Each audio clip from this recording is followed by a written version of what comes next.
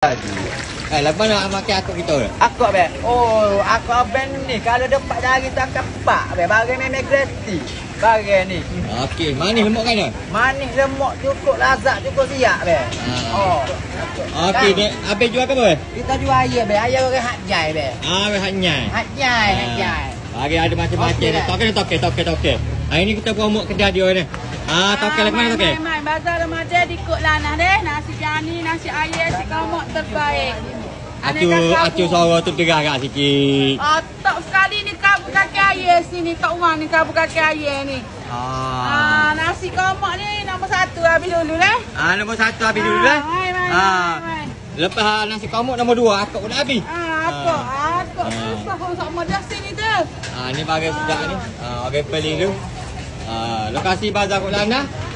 Siapa mari? Di depan Zoria. Belakang Zoria dah. Tu aku tak ada gimana tu?